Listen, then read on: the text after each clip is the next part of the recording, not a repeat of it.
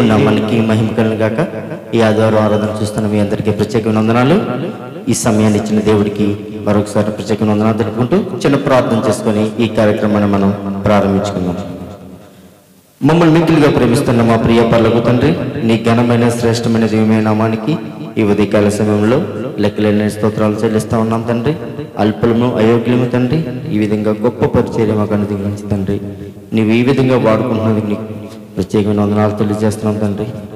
తండ్రి, ఈ దినాన్ని చూడలేక ఎంతో మంది నశించిపోతుండగా మరొక దినాన్ని తండ్రి, మరొక ఆదివారాన్ని మాకు దయచేసినందుకు నీకు వేలాది స్తోత్రాలు చెల్లిస్తున్నాం తండ్రి. తండ్రి, పాపలమై ఉండగా తండ్రి ప్రభునైనా మా కోసం మరణించిన దేవా, నీ పరిశుద్ధ రక్తంతో మమ్మల్ని అందరినీ కూడా శుద్ధపరిచి తండ్రి, నీ పరలోక రాజ్యానికి వారసులుగా చేయమని ప్రార్థిస్తున్నాం తండ్రి. ఈ సువార్త ఎంతమంది అయితే వింటున్నారో తండ్రి, ఎంతమందికి అయితే చేరుతుందో తండ్రి, వారందరినీ ఆశీర్వదించండి, దీవించండి. వారందరినీ నీ రెక్కల చాటున భద్రపరచమని ప్రార్థిస్తున్నాం తండ్రి ప్రభునైనా. దూర ప్రాంతం నుండి సేవకులు వచ్చి మాట్లాడుతుండగా తండ్రి, నీ కృపా కనికర దీవెన వారిపై ఉంచమని ప్రార్థిస్తున్నాం. ఈ ఆరాధన అంతట్లో మీరే అధ్యక్షత వహించుతండ్రి ప్రభునైనా. ఆది నుంచి అంతవరకు తండ్రి మీరే కాచి కాపాడమని యేసు ఘనమైన శ్రేష్టమైన దీవెనామంలో ప్రార్థించి స్తుతించి అడిగి వేడుకొనిచున్నాం తండ్రి. Amen. Praise the lord. Hallelujah. ఈరోజు ఆదివారం ఆరాధనను ప్రారంభించుకుందామని. ఈరోజు ఆదివారం ఆరాధనలో వాక్యం చెప్పడానికి పాస్టర్ సుధీర్ గారు వచ్చారు. సుధీర్ బాబు గారు చాలా బెంగళూరులో మరి ట్రైనింగ్ అయ్యి ఎంతో గొప్ప విశ్వాసం కలిగిన సేవకులు, ఇంగ్లీష్లోను తెలుగులోను కూడా అనర్గళంగా ప్రసంగించగలిగిన సేవకులు. ఆయన ఈ ఆదివారం మనకి వాక్యం అందించడానికి రావడం ఎంతో సంతోషదాయకం. మనం ఒక చిన్న పాట పాడుకొని ఆ తర్వాత ఆయన్ని వాక్యాన్ని ఆహ్వానిద్దాం. విలువైనది నీ ఆయుష్కాలం అనే పాట పాడుకొని దేవుని నామాన్ని మహింపడతాం.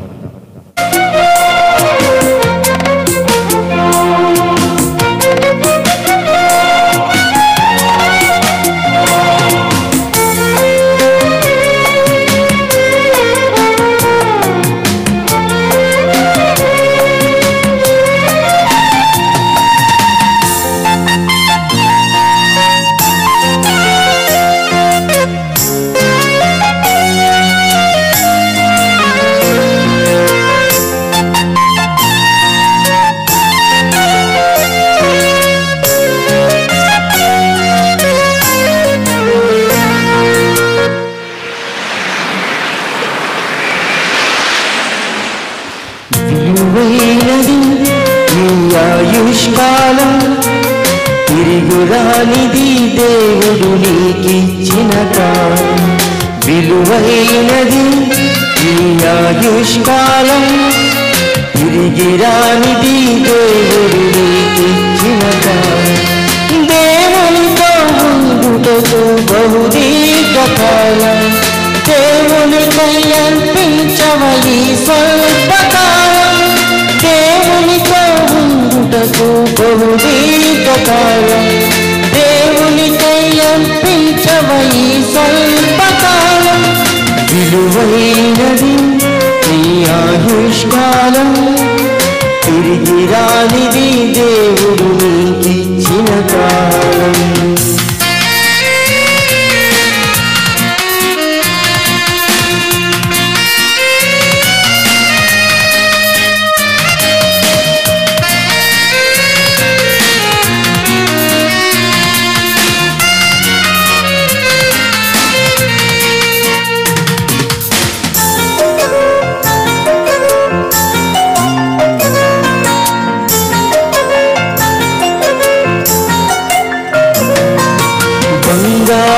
సంపదలను దొంగలెత్తుకెళ్ళిన దొరుకులేమో ఒకనాడు నిరీక్షణతో వెతికిన. నీ కడుపున పుట్టిన కుమారుడు తప్పిపోయిన, నీ కొరకు వస్తాడేమో వెదకుచు ఒక రోజున. పరలోకపు దేవుడు నీకిచ్చిన కాలము, పరలోకపు దేవుడు నీకిచ్చిన కాలము. క్షణమైన వచ్చిన పోయిన నీ కాలం, క్షణమైన వచ్చిన పోయిన నీ కాలం. విలువైనది నీ ఆయుష్కాలం తిరిగి రానిది దేవుడు నీకిచ్చిన కాలం.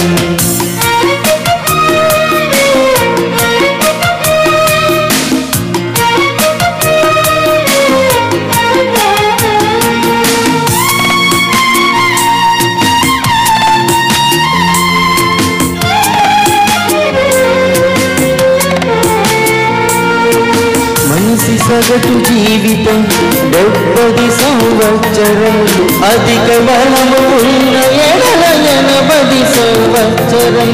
ఆయాసం దుఃఖమే నీ కడవరి కాలం, ఆదరించి వారు లేని కన్నీటి క్షణములు.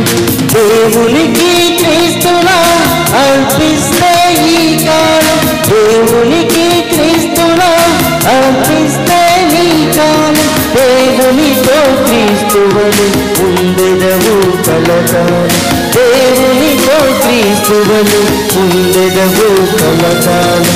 విలువైనది ఈ ఆయుష్కాలం, తిరిగి రానిది దేవుడు నీకిచ్చిన కాలం. విలువైనది ఈ ఆయుష్కాలం, తిరిగి రానిది దేవుడు నీకిచ్చిన కాలం. దేవునితో ఉండుటకు బహుదీర్ఘ కాలం, దేవునికై అర్పించవయి స్వల్పకాలం. దేవునితో ఉండుటకు బహుదీర్ఘ కాలం, దేవునికై అర్పించవయి స్వల్పకాలం. విలువైనది నీ ఆయుష్కాలం, తిరిగి రానిది దేవుడు నీకిచ్చిన కాలం. ప్రైజ్ ది లార్డ్, హల్లెలూయా. దేవుని నామానికి మహిమ కలుగును గాక. ఈ సమయంలో అనేక చోట్ల విస్తృతంగా వాడబడుతున్న పాస్టర్ సుధీర్ బాబు గారు వచ్చి వాక్యాన్ని అందించవలసిన కోరుచున్నాం. ఆయన వాక్యం చెప్తుండగా మనందరూ దేవుడి యందును భయభక్తులతో వాక్యాన్ని ఆలకించాలని మీ అందరికీ దేవుడి పేరు మనం చేస్తూ ఉన్నాం. Praise the lord. ప్రభు అయిన యేసుక్రీస్తు నామములో మీ అందరికీ శుభాలు తెలియచేస్తున్నాను. I greet you in the name of the lord and saviour Jesus Christ. ఈ సమయంలో దేవుని యొక్క వర్తమానాన్ని పంచుకోవడానికి నాకు అవకాశం ఇచ్చినటువంటి ప్రసాద్ ప్రొపెల్ మినిస్ట్రీస్ వారికి నా హృదయపూర్వక వందనాలు చెల్లించుకుంటూ ఉన్నాను. మరి ముఖ్యంగా ప్రసాద్ ప్రొపెల్ మినిస్ట్రీస్ డైరెక్టర్ అయినటువంటి ప్రసాద్ గారికి మా హృదయపూర్వక వందనాలు. మరి పరిస్థితులు ఎంతో భయంకరంగా ఉంటున్నటువంటి సమయాల్లో కూడా దేవుని యొక్క పరిచర్య మీద ఉన్నటువంటి భారంతో, నశించిపోతున్న ఆత్మల పట్ల ఉన్నటువంటి భారంతో ప్రసాద్ ప్రొపెల్ మినిస్ట్రీస్ వారు ఏ విధంగా సామాజిక మాధ్యమం ద్వారా దేవుని యొక్క వాక్యాన్ని ఎంతో కాలం నుంచి ప్రకటిస్తూనే ఉన్నారు. అయితే అందులో భాగంగా అనేక మంది సేవకుల్ని పిలిచి మరి దైవ వర్తమానాలను అందించడానికి అనేక మందికి అవకాశాలు కల్పిస్తూ ఉన్నారు. ఈ రోజున మరి దేవుని యొక్క వాక్యాన్ని మరి ఈ పరిచర్య ద్వారా పంచుకోవడానికి నన్ను ఈ మినిస్ట్రీకి ఇంట్రడ్యూస్ చేసినటువంటి రెవరెండ్ డిఎన్ రావు గారికి నా హృదయపూర్వక వందనాలు చెల్లించుకుంటూ ఉన్నాను. ప్రియమైన దేవుని బిడ్డలారా, దేవుని యొక్క వాక్యంలోనికి మనం వెళ్దాం. అయితే దేవుని యొక్క వాక్య భాగంలోనికి వెళ్ళబోయే ముందు నేను కొన్ని ప్రశ్నలు అడుగుతాను. దేవుడు తన బిడ్డల్ని కష్టాల గుండా పంపిస్తాడా? ఒకవేళ పంపిస్తే ఆ కష్టాలు ఏ విధంగా ఉంటాయి? వచ్చిన కష్టాలు దేవుని దగ్గరనే నుండేని ఏ విధంగా తెలుసుకోవాలి? ఒకవేళ ఆ కష్టాల గుండా వెళ్తున్నప్పుడు నేను నేర్చుకోవలసినటువంటి పాఠాలు ఏమిటి అనేటువంటి విషయాల మీద నేను ఈరోజు మాట్లాడబోతూ ఉన్నాను. అయితే ఈ సందేశం ముగించేటప్పటికీ పైన ఇవ్వబడినటువంటి ప్రశ్నలన్నిటికీ కూడా జవాబు దొరుకుతుందని నేను చాలా దృఢంగా నమ్ముచున్నాను. దేవుని యొక్క వాక్యాన్ని చదువుకుందాం. మత్తయి సువార్త 14వ అధ్యాయము 22 నుంచి 33 వరకు కొన్ని వచనాలు చదువుకుందాం. మత్తయి సువార్త 14వ అధ్యాయం 22 నుంచి 33 వరకు చదువుకుందాం. వెంటనే ఆ జనసమూహములను తాను పంపివేయనంతలో తన శిష్యులు దోణి ఎక్కి తనకంటే ముందుగా అద్దరికి వెళ్ళవలనని ఆయన వారిని బలవంతం చేశాను. ఆయన ఆ జనసమూహములను పంపివేసి ప్రార్థన చేయుటకు ఏకాంతంగా కొండ ఎక్కిపోయి సాయంకాలం అయినప్పుడు ఒంటరిగా ఉండెను. అప్పటికి ఆ దోణి దరికి దూరంగా నుండగా గాలి ఎదురైనందున అలల వలన కొట్టబడుచుండెను. రాత్రి 4వ జామున ఆయన సముద్రం మీద నడుచుచు వారి యొద్దకు వచ్చాను. ఆయన సముద్రం మీద నడుచుట శిష్యులు చూచి తొందరపడి భూతమని చెప్పుకుని భయము చేత కేకలు వేసిరి. వెంటనే యేసు, ధైర్యము తెచ్చుకోండి, నేనే, భయపడకుడి అని వారితో చెప్పగా పేతురు, ప్రభువా, నీవే అయితే నీళ్ల మీద నడిచి నీ యొద్దకు వచ్చుటకు నాకు సెలవిమ్మని ఆయనతో అనెను. ఆయన రమ్మనగానే పేతురు దోణి దిగి యేసునొద్దకు వెళ్ళుటకు నీళ్ల మీద నడిచెను గాని గాలిని చూచి భయపడి మునుగుపోసాగి, ప్రభువా, నన్ను రక్షింపుమని కేకలు వేశాను. వెంటనే యేసు చెయ్యి చాపి అతన్ని పట్టుకుని, అల్పవిశ్వాసి, ఎందుకు సందేహపడితివని అతనితో చెప్పాను. వారు దోణి ఎక్కినప్పుడు గాలి అణిగెను. అంతలో దోణిలోనున్న వారు వచ్చి, నీవు నిజంగా దేవుని కుమారుడు అని చెప్పి ఆయనకు మొక్కిరి. దేవుడు తన పరిశుద్ధ వాక్యంను మన అందరి వెనుకడిలో దీవించునుగాక. చిన్న ప్రార్థన చేసుకుందాం. పరిశుద్ధుడా, ప్రేమ కలిగిన దేవా, మీ యొక్క వాక్యాన్ని బట్టి మీకు వందనాలు చెల్లించుకుంటూ ఉన్నాను. ఈ రోజు నాయన గుండె చెదరిన వారితో మాట్లాడగలిగిన సామర్థ్యం మీ యొక్క వాక్యానికి మాత్రమే ఉంది. ఆదరణ లేని జీవితాల్లో ఆదరణ దయచేసేది మీ యొక్క వాక్యం. చెదరిపోయినటువంటి బ్రతుకులను మరలా నిలబెట్టేది మీ యొక్క వాక్యం. తండ్రి, మీ యొక్క వాక్యం ద్వారా మా అందరితో మాట్లాడమని అడుగుచూ ఉన్నాం. పరిశుద్ధాత్ముడా, మీ ఆత్మతో మా హృదయాలను నింపమని అడుగుచూ ఉన్నాం. మీ వాక్యం ద్వారా మీ బిడ్డలందరితో మాట్లాడి మీ నామానికి మహిమ తెచ్చుకోమని మా ప్రార్థన యేసు నామములో అడుగుచున్నాం తండ్రి, ఆమేన్. చదవబడినటువంటి వాక్య భాగాన్ని చూసినట్లయితే అక్కడ ఒక సంఘటన జరిగినట్లుగా మనం చూస్తూ ఉన్నాం. అయితే ఇది జరగడానికి ముందు ఉన్నటువంటి సందర్భాన్ని చాలా జాగ్రత్తగా గమనించినట్లయితే, ఒకరోజు యేసుక్రీస్తు ప్రభువారు చాలా మందికి వాక్యాన్ని బోధిస్తూ ఉన్నారు. అయితే అక్కడ ప్రజలందరికీ, జనసమూహానికి వారికి పంచడానికి అక్కడ ఏమీ కనిపించలేదు. ఆ సమయంలో శిష్యులను అడిగారు, ఇక్కడ ఉన్న వారికి ఏమైనా పంచడానికి మీ దగ్గర ఉందా అంటే శిష్యులు కూడా రకరకాల ప్రతిస్పందన ఇవ్వడం జరిగింది. అయితే ఏది ఏమైనా కానీ ఒక చిన్న బాలుడు తన దగ్గర ఉన్నటువంటి 5 రొట్టెలను 2 చేపలను పట్టుకుని వచ్చాడు. ఈ 5 రొట్టెలు 2 చేపలు యేసుక్రీస్తు ప్రభువారు తీసుకుని సుమారుగా 5,000 కంటే ఎక్కువ ప్రజలు ఆ రోజున తిన్నట్లుగా మనం దేవుని యొక్క వాక్యంలో మనం చూస్తూ ఉన్నాం. అయితే ఇది వెంటనే జరిగిన తర్వాత జరిగినటువంటి సంఘటన ఏంటంటే 22వ వచనంలో, వెంటనే ఆ జన సమూహములను తాను పంపివేయనంతలో తన శిష్యులను దోణి ఎక్కి తనకంటే ముందుగా అద్దరికి వెళ్ళవలనని ఆయన వారిని బలవంతం చేసెను. యేసుక్రీస్తు ప్రభువారు ఇక్కడ ఈ సూచక క్రియ చేసిన తర్వాత తన శిష్యుల్ని అద్దరికి వెళ్ళమని బలవంతం చేసినట్లుగా మనం వాక్యంలో చూస్తూ ఉన్నాం. అయితే ఈ బలవంతము అనేటువంటి మాటను గ్రీకు భాషలో కానీ చూసినట్లయితే అనగాజో అనేటువంటి పదం మనకి కనిపిస్తూ ఉంది. అంటే దీనికి అర్థం ఏంటంటే టు ఫోర్స్, అంటే ఒక వ్యక్తిని బలవంతం చేసి ముందుకు పంపించడం, ఒక వ్యక్తిని ఫోర్స్ చేయడం. అయితే సువార్తలన్నీ కూడా మనం చాలా జాగ్రత్తగా గమనించినట్లయితే యేసుక్రీస్తు ప్రభువారు తన శిష్యులను ఈ విధంగా ఫోర్స్ చేసి పంపించినట్లుగా ఆయా సందర్భాల్లో మనం గమనించలేం. ఎందుకంటే ఇది ఒక ప్రత్యేకమైనటువంటి సందర్భం. యేసుక్రీస్తు ప్రభువారు చాలా విచిత్రంగా ప్రవర్తిస్తున్నటువంటి సందర్భం. అంటే తన శిష్యుల్ని మీరు నాకంటే ముందుగా అద్దరికి వెళ్ళండి అని ఆయన జస్ట్ చెప్పడం మాత్రమే కాదు, కానీ ఆయన వారిని బలవంతం చేసి దోణిలోనికి పంపించినట్లుగా మనం చూస్తూ ఉన్నాం. అయితే వారు ఈ దోణి ఎక్కిన తర్వాత వారు వెళ్ళిపోతూ ఉన్నారు. సాధారణంగా చూసుకున్నట్లయితే ఎవరైనా ఒక శుభకార్యానికి కానీ లేకపోతే వారి జీవితంలో ఏదైనా మంచి జరిగినప్పుడు ఆ కొన్ని సమయాలు, కొన్ని గంటలు లేకపోతే కొన్ని రోజులు ఆ జరిగినటువంటి మంచి గురించే చాలాసేపు ధ్యానిస్తూ ఉంటారు. దాన్ని తరించుకుని ఎంతగానో సంతోషిస్తూ ఉంటారు, ఆనందాన్ని తెచ్చుకుంటూ ఉంటారు. అదేవిధంగా శిష్యుల జీవితంలో వారు కన్నులారా చూసినటువంటి సూచక క్రియను బట్టి వారు అనుకుంటూ ఉన్నారు, ఆ సూచక క్రియ మీదే వారి మనసు ఉండిపోయింది. యేసయ్య ఎంత గొప్పగా ఆహారాన్ని పంచిపెట్టారో చూసారా? ఒకవేళ బహుశా అక్కడ ఉన్నటువంటి వారిలో ఎవరైనా మీరు యేసయ్యతో ఉంటే మీ పరిస్థితి ఏ విధంగా ఉంటుంది, మీ పరిస్థితి బాగుంటుందా బాగుండదా అని ఎవరైనా ప్రశ్నించారనుకోండి శిష్యుల్ని, బహుశా మోస్ట్ ప్రాబబ్లీ వారు ఇచ్చేటువంటి సమాధానం ఏ విధంగా ఉంటుందంటే, యేసయ్యతో మేము ఉంటే ఇదిగో అక్కడ సూచక క్రియ జరిగింది చూసారా, ఆ విధంగానే మా జీవితాలు ఎల్లప్పుడూ సంతోషంగానే ఉంటాయి, ఎల్లప్పుడూ కూడా మేము ఆకలి గొనం, మా యొక్క కడుపులు ఎప్పుడూ కూడా మంచి భోజనాలతో నిండి ఉంటాయి అని బహుశా సమాధానం చెప్పేవారేమో. అయితే ఈ విధమైనటువంటి కన్వర్సేషన్తో వాళ్ళందరూ కూడా దోణి ఎక్కేశారు.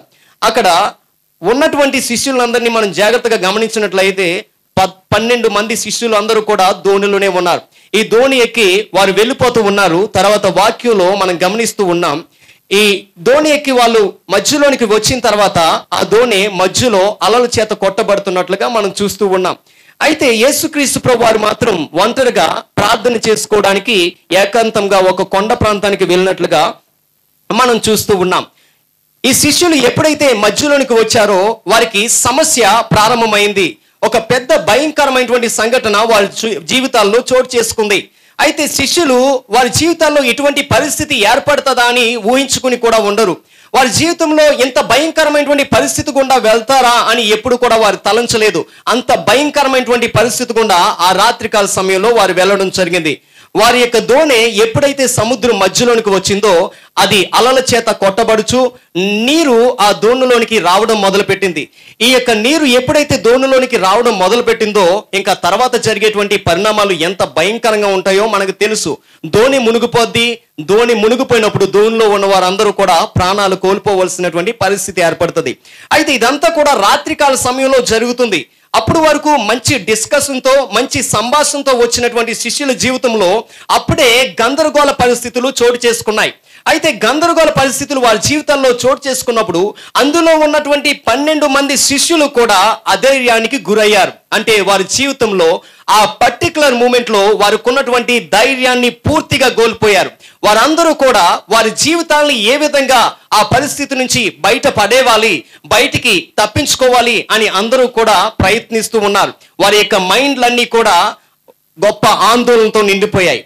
అయితే ఈ విధమైనటువంటి పరిస్థితుల్లో బహుశా అందులో కానీ ఎవరైనా రీజనింగ్ చేస్తే ఈ పరిస్థితి మనకి రావడానికి గల కారణం ఏంటి, అసలు ఈ పరిస్థితి మనకి ఎందుకు వచ్చింది అని ఒకవేళ రీజన్ చేసుకుని ఆలోచిస్తే బహుశా అందులో ఒక వ్యక్తి చెప్పొచ్చు, మనం ఈ పరిస్థితిలో చిక్కుకోవడానికి గల కారణం ఏంటని ఆలోచించుకుంటే ఏమని చెప్తారో తెలుసా?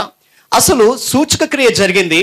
సూచక క్రియ జరిగిన తర్వాత యేసుక్రీస్తు ప్రభువారే మనల్ని బలవంతం చేసి ఈ దోణిలోనికి వెళ్ళమన్నారు. ఒకవేళ యేసయ్య నిజంగా దేవుడైతే రానున్న 2 గంటల్లో, రానున్న రోజులో, రానున్న నిమిషాల్లో నా జీవితంలో ఏం జరుగుతుందో యేసయ్యకు తెలియదా? యేసయ్య సర్వజ్ఞాని అయితే తప్పనిసరిగా ఆయనకు తెలుసు కదా.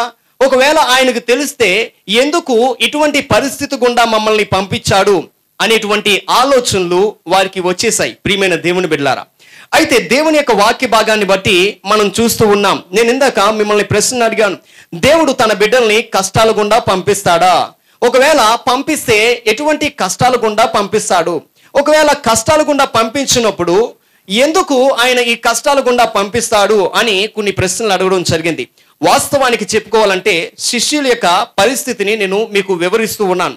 ఆ రాత్రికాల సమయంలో శిష్యుల యొక్క పరిస్థితి ఎంత దారుణమైందంటే అందరూ కూడా భయపడిపోయారు. వారి జీవితాల్లో ఆందోళన అనేటువంటిది చోటు చేసుకుంది.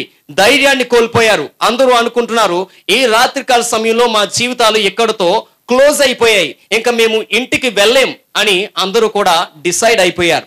ఎంత భయాందోళనకి వారు గురవ్వారంటే ఆ వాక్య భాగమే మనకి చాలా స్పష్టంగా తెలియచేస్తూ ఉంది. అయితే చాలాసార్లు అనుకుంటారు క్రైస్తవ జీవితం అనేటువంటిది చాలా సున్నితమైంది, కష్టాలు ఏమీ ఉండవు, శ్రమలు ఏమీ ఉండవు అని చాలా మంది అనుకుంటూ ఉంటారు. అయితే కంఫర్టబుల్ గా జీవించేటువంటి క్రిస్టియన్స్ కి దేవుని యొక్క వాక్యం ఇచ్చేటువంటి సమాధానం ఏంటంటే దేవుడు తన బిడ్డల్ని కష్టాల గుండా పంపిస్తాడు. అయితే దేవుడు తన బిడ్డల్ని కష్టాల గుండా పంపించినప్పుడు ఆ కష్టాల వెనక ఆ శ్రమల వెనక తప్పనిసరిగా ఒక గొప్ప ప్రణాళిక ఉంటుంది. ఒక గొప్ప ప్రణాళిక ఉంటుంది. ఆ ప్రణాళిక లేకుండా దేవుడు వారిని పంపించడు.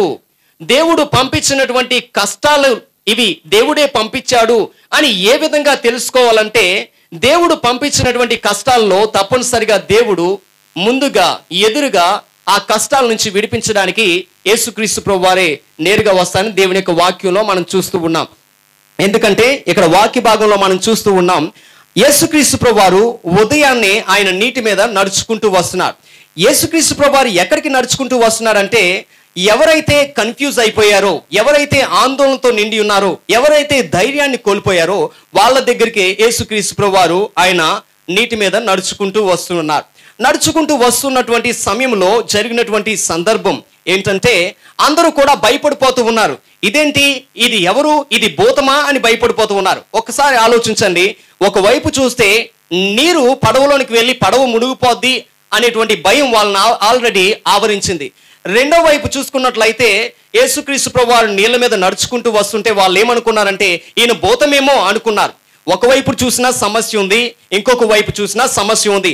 చాలాసార్లు మనం జీవితంలో ఏమనుకుంటామంటే దేవుడు కొన్నిసార్లు మన కష్టాలు గుండా పంపించినప్పుడు మనం అనుకుంటాం అన్ని ద్వారాలు మూసుకుపోయే నా జీవితంలో ఎటు చూసినా కష్టాలే ఉన్నాయి, కుడివైపు చూసినా కష్టాలే, ఎడం వైపు చూసినా కష్టాలే, దేవుడు నన్ను పూర్తిగా విడిచిపెట్టేశాడు, ఏ వైపు కూడా ద్వారం తెరిచలేదు అని మనం అనుకుంటూ ఉంటాం. కానీ అది వాస్తవానికి నిజం కాదు. ఎందుకంటే దేవుడు ఏదో ఒక ద్వారాన్ని తప్పనిసరిగా తెరిచి ఉంచుతాడు. ఇప్పుడు ఈ శిష్యుల్ని పంపించింది యేసయ్యే. యేసయ్య పంపించాడు కాబట్టి యేసయ్య వారి దగ్గరికి నడుచుకుంటూ వస్తూ ఉన్నాడు. అయితే నడుచుకుంటూ వస్తున్నటువంటి యేసయ్యను వారు ఏమనుకున్నారంటే ఇది యేసయ్య కాదు, ఇది భూతము అనుకున్నారు. ప్రియమైన దేవుని బిడ్డలారా, అయితే మనం ఈ యొక్క వాక్య భాగాన్ని నుంచి నేర్చుకోవాల్సినటువంటి పాఠాలు ఏంటి? ఈ వాక్య భాగం నుంచి నేర్చుకోవాల్సినటువంటి పాఠాలు ఏంటంటే మొదటిది కన్విక్షన్. కన్విక్షన్ అంటే నిశ్చయత. నిశ్చయత. నీవు కష్టాల గుండా వెళ్తున్నప్పుడు నీవు ఒక నిశ్చయతని కలిగి ఉండాలి. అది ఎందులో నిశ్చయత అంటే దేవుని యొక్క వాక్య భాగాన్ని ఆధారం చేసుకుని చెప్తాను. పేతురు 28వ అధ్యాయము 28వ వచనము, మత్తయి సువార్త 14వ అధ్యాయం 28వ వచనంలో మనం చూస్తూ ఉన్నాం. పేతురు, ప్రభువా నీవే అయితే నేల మీద నడిచి నీ యొద్దకు వచ్చుటకు నాకు సెలవిమ్మని ఆయనతో అనెను. కన్విక్షన్. దేనిలో కన్విక్షన్? దేనిలో నిశ్చయత? ప్రియమైన దేవుని బిడ్డలారా, ఇక్కడ పేతురు అనేటువంటి ఆయన ఏమని చెప్తున్నాడంటే పడవలో ఉన్న వాళ్ళందరూ కూడా భయపడిపోయారు. భయపడిపోతే యేసయ్య చెప్పాడు, మీరు భయపడకండి, నేను దయ్యాన్ని కాదు, నేను భూతాన్ని కాదు, నేను మీ ప్రభువుని, మీరు భయపడకండి, ఇది నేనే అని యేసయ్య చెప్పడం జరిగింది. ఇది నేనే అని చెప్పినప్పుడు వారు ఒక నిశ్చయత కలిగి ఉండాలి. ఎందుకంటే ఇది మన ప్రభువే పంపించాడు ఈ కష్టాల గుండా అని ఒక నిశ్చయత వారు కలిగి ఉండాలి. కానీ ఆ పడవలో ఉన్న వారికి ఎవరికి కూడా ఆ సరైనటువంటి కన్విక్షన్ లేనట్టుగా మనం చూస్తూ ఉన్నాం. సరైనటువంటి నిశ్చయత వారి జీవితాల్లో కలిగి లేనట్టుగా మనం చూస్తూ ఉన్నాం. కానీ పేతురు మాత్రమే ఆ నిశ్చయత కలిగి ఉన్నాడు. ఏంటంటే ప్రభువా ఇది నీవే అయితే నన్ను నీకులాగే నీటి మీద నడిపించువా, ఎందుకంటే నీవు చేస్తున్నటువంటి ఆ పనిని తప్పనిసరిగా నీ బిడ్డల చేత కూడా చేయించగలిగేటువంటి సామర్థ్యం నీకు మాత్రమే ఉంది ప్రభువా, నీవు నిజంగా నీవే అయితే నన్ను నడిపించువా అని యేసయ్యని పేతురు బతిమలాడుకోవడం జరిగింది. అయితే ప్రియమైన దేవుని బిడ్డలారా, రెండు విషయాలు ఇక్కడ మీకు తెలియజేస్తాను. కన్విక్షన్ కి ఒపీనియన్ కి చాలా తేడా ఉంది. కన్విక్షన్ అంటే నిశ్చయత, ఒపీనియన్ అంటే అభిప్రాయం. ఒపీనియన్ అనేటువంటిది, అభిప్రాయాలు అనేటువంటివి మారిపోతూ ఉంటుంటాయి. ఈ రోజు మనం ఒక ఒపీనియన్ ఉంటే రేపు ఇంకొక ఒపీనియన్ ఉంటుంది. ఈ రోజు తిన్నటువంటి బిర్యానీ బాగుందంటే రెండో రోజు అదే బిర్యానీ ఇది బాగోలేదు అనేటువంటి ఒపీనియన్ కి మనం వెళ్ళిపోతాం. అయితే నిశ్చయత, కన్విక్షన్ అనేటువంటిది మారదు.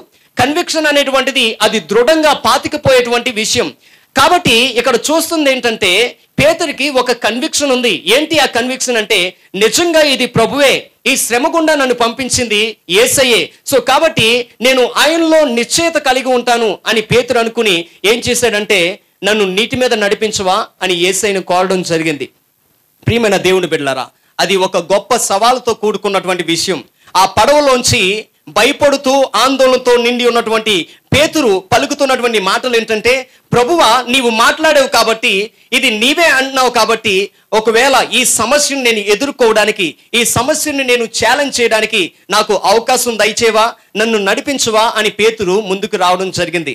ప్రియమైన దేవుని బిడ్డలారా, బహుశా మీ యొక్క జీవితాలు అనేక కష్టాలతో నిండిపోయాయేమో, అనేక శ్రమలతో నిండిపోయాయేమో, రోజు దుఃఖాన్ని అనుభవిస్తూ ఉన్నారేమో, బహుశా ఎటు చూసినా ఏ ద్వారం తెరవబడడం లేదు అని అనుకుంటూ ఉన్నారేమో. ఒకవేళ నీ జీవితంలో వచ్చినటువంటి కష్టాలు ఇది ప్రభువు నన్ను పంపిస్తున్నాడు అనేటువంటి ఆ యొక్క ఆలోచన నీకు వచ్చిందంటే, నీవు గ్రహించేవంటే తప్పనిసరిగా నీవు కలిగి ఉండాల్సింది ఏంటంటే నిశ్చయత. నిశ్చయత, ఇది ప్రభువే నన్ను పంపించాడు అనేటువంటి నిశ్చయత, ప్రభువు నన్ను దీని నుంచి విడిపించగలడు అనేటువంటి నిశ్చయత నీకు తప్పనిసరిగా ఉండాలి. అప్పుడు నువ్వు దేవునితో చెప్పవలసింది ఏంటంటే ప్రభువా దీన్ని ఫేస్ చేయడానికి, దీన్ని ఎదుర్కొనడానికి నాకు శక్తిని దయచేవా అని దేవుణ్ణి అడగాలి. రెండవది ఏంటంటే కమిట్మెంట్, నిబద్ధత. కమిట్మెంట్, నిబద్ధత. ఇది 30వ వచనంలో మనం చూస్తూ ఉన్నాం. అయితే పేతురు యేసయ్యని అడిగిన తర్వాత నీటిలోనికి యేసయ్య దిగి రమ్మన్నాడు. పేతురు నడుస్తూ ముందుకి వెళ్ళిపోతూ ఉన్నాడు. 2 అడుగులు వేసిన తర్వాత పేతురు అటు ఇటు చూశాడు. గాలిని చూసి భయపడినట్లుగా దేవుని యొక్క వాక్యంలో మనం చూస్తూ ఉన్నాం. గాలిని చూసి భయపడి మునిగిపోసాగి అన్నట్లుగా దేవుని యొక్క వాక్యంలో మనం చూస్తూ ఉన్నాం. అయితే కమిట్మెంట్ అనేటువంటిది 29వ వచనంలో మనకు కనబడుతుంది. ఆయన రమ్మనగానే పేతురు దోణి దిగి యేసునొద్దకు వెళ్ళుటకు నీళ్ల మీద నడిచెను అని దేవుని యొక్క వాక్యం మనకి చాలా స్పష్టంగా తెలియచేస్తుంది. యేసయ్య చెప్పగానే పేతురు నీళ్ళలోనికి దిగేశాడు. 12 మంది శిష్యులుంటే అందులో ఏ ఒక్కరూ కూడా ధైర్యం చేయలేకపోయారు. పేతురు మాత్రమే నీటిలోనికి దిగడానికి ఇష్టపడ్డాడు. ఆ ధైర్యం ఎవరికి వచ్చిందంటే పేతురుకు మాత్రమే. కమిట్మెంట్ అంటే నిబద్ధత. కన్విక్షన్ ఉన్నవాడికే కమిట్మెంట్ కూడా ఉంటుంది. నిశ్చయత ఉన్నవాడికి నిబద్ధత కూడా ఉంటుంది. ఇది దేవుడు నాతో మాట్లాడేది దేవుడు అనేటువంటి నిశ్చయత నీకుంటే తప్పనిసరిగా దేవుని కోసం ఒక నిబద్ధత నీవు కలిగి ఉంటావు. No matter what comes in your life, నీ జీవితంలో ఏది జరిగినా కానీ నీవు ఒక నిబద్ధత తప్పనిసరిగా దేవునికి సమర్పించుకునేటువంటి స్వభావం నీలో ఏర్పడుతుంది. అందుకనే పేతురు అది ఎంత భయంకరమైన పరిస్థితి అయినా, ఒకవేళ మునిగిపోతానని తెలిసినా కానీ పేతురు నిబద్ధత కలిగి గొప్ప కమిట్మెంట్తో ముందుకి అడుగు వేయడం జరిగింది. ప్రియమైన దేవుని బిడ్డలారా, బహుశా మీలో చాలా మంది ఉండొచ్చు, మీకు గొప్ప కన్విక్షన్ ఉండొచ్చు, లేకపోతే ఎన్నోసార్లు గొప్ప కార్యాలు చేయొచ్చు దేవుని కోసం, ఎన్నోసార్లు దేవుని గురించి గొప్ప మాటలు చెప్పొచ్చు.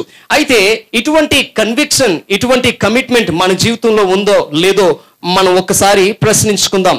నేను చివరి విషయాన్ని చెప్పి ముగిస్తాను. చివరిది ఏంటంటే కాన్ఫిడెన్స్, నమ్మకం. మొదటి విషయం నిశ్చయత, రెండోది నిబద్ధత, మూడవది నమ్మకం, కాన్ఫిడెన్స్. 30వ వచనాన్ని మనం చదువుకోవచ్చు. ఆయన గాలిని చూచి భయపడి మునిగిపోసాగి ప్రభువా నన్ను రక్షించమని కేకలు వేసెను. ప్రభువా నన్ను రక్షించమని కేకలు వేసెను. పేతురు ఎప్పుడైతే ఆయన ముందుకి వెళ్తూ ఉన్నటువంటి సమయంలో గాలిని చూచి పేతురు భయపడ్డాడు. భయపడి ఆయన ఒక పెద్ద కేక వేశాడు. ప్రభువా నేను మునిగిపోతున్నాను, నన్ను రక్షించు అని పేతురు పెద్ద కేక వేసినప్పుడు యేసయ్య వెంటనే పేతురికి చేయిచ్చి ఆయన్ని లేపినట్లుగా, పైకి లేపినట్లుగా దేవుని యొక్క వాక్యంలో మనం చూస్తూ ఉన్నాం. అయితే ఎంత గొప్ప ప్రార్థన చేసినటువంటి పేతురు, ఒకవేళ ఆ ప్రార్థన 2 మాటల్లో మనకు కనిపించవచ్చు, కానీ అది చాలా లోతైనటువంటి ప్రార్థన. అయితే ఎంత గొప్ప ప్రార్థన చేసినటువంటి పేతురు ముందే ఎందుకు ప్రార్థన చేయలేదు? యేసయ్య ఆ ప్రాంతానికి రాకముందే ఎందుకు ప్రార్థన చేయలేదు? యేసయ్య ఆ ప్రాంతానికి రాకముందే ఎందుకు సమర్పణ జీవితం తన యొక్క జీవితంలో లేకపోయిందంటే నేను చాలా స్పష్టంగా మీకు తెలియజేస్తాను. వింటు వలన విశ్వాసం వస్తుంది. అది దేవుని యొక్క వాక్యం వినటం వలన మాత్రమే విశ్వాసం వస్తుందని మనం దేవుని యొక్క వాక్యంలో చూస్తూ ఉన్నాం. యేసుక్రీస్తు ప్రభువారు వారు కష్టాల్లో ఉన్నప్పుడు, వారు మునిగిపోయే పరిస్థితిలో ఉన్నప్పుడు, వారు ఉన్నటువంటి స్థలానికి యేసయ్య వచ్చాడు. యేసయ్య వాళ్ళతో మాట్లాడడం ప్రారంభించినప్పుడు అక్కడ ఉన్న వారందరూ కూడా యేసయ్య మాట్లాడేటువంటి విషయాలను పెడచెవిని పెట్టినప్పటికీ పేతురికి అర్థమైంది ఇది నిజంగా యేసయ్య అని. యేసయ్య యొక్క మాటను గుర్తించగలిగాడు పేతురు. అందువల్లనే ఆయనలో విశ్వాసం అనేటువంటిది వచ్చింది. అందువల్లనే ఆయనకి నిశ్చయత వచ్చింది, ఇది నిజంగా దేవుడే అనేటువంటి నిశ్చయత వచ్చింది. తర్వాత గొప్ప కమిట్మెంట్ కలిగి ఉన్నాడు. తర్వాత యేసయ్యలో నమ్మకాన్ని, కాన్ఫిడెన్స్ ఉంచుకున్నట్లుగా మనం చూస్తూ ఉన్నాం. ఇక్కడ నన్ను రక్షించు ప్రభువా అనేటువంటి పదానికి అర్థం ఏంటంటే ప్రభువా తిరిగి నన్ను మామూలు స్థితికి చేర్చు అని అర్థం. గ్రీకు భాషలో చూసినట్లయితే సోజో అనేటువంటి పదం ఉపయోగించబడింది. అంటే ఏంటంటే నేను ఏ స్థితిలో అయితే ముందుండేవాన్నో ఆ స్థితిలోనికి, ఆ క్షేమకరమైనటువంటి స్థితికి నన్ను చేర్చువా ప్రభువా. ఈ కష్టాల నుంచి, ఈ భయంకరమైనటువంటి ఆందోళన నుంచి, ఈ పరిస్థితుల నుంచి నన్ను మంచి స్థితిలో నన్ను నిలవబెట్టవా అని అర్థం. ప్రియమైన దేవుని బిడ్డలారా, దేవుని యొక్క వాక్యంలో చూస్తూ ఉన్నాం. పేతురు ఎప్పుడైతే మొరపెట్టాడో యేసయ్య పేతురు యొక్క చేయి పట్టుకుని ఆయన్ని నీటి మీద నిలవబెట్టాడు. నేల మీద కాదండి, నీటి మీద నిలవబెట్టాడు. నీటి మీద నిలవబెట్టగలిగేటువంటి సత్తా ఎవరికుందో తెలుసా? అది కేవలం యేసయ్యకి మాత్రమే. యేసయ్య నీటి మీద నిలవబెట్టినప్పుడు అది మునిగిపోయేటువంటి పరిస్థితి కలిగి ఉన్న నీవు మునిగిపోవు. యేసయ్య నిన్ను ఒక్కసారి రెస్టోర్ చేసినప్పుడు, నిన్ను ఒక్కసారి నీ జీవితాన్ని తాకినప్పుడు, ఒక్కసారి నిన్ను మామూలు స్థితికి చేర్చినప్పుడు ఎంతమంది ఎన్ని చేసినా కానీ నీ జీవితాన్ని పాడు చేయలేరు. దేవుని యొక్క వాక్యంలో మనం చూస్తూ ఉన్నాం.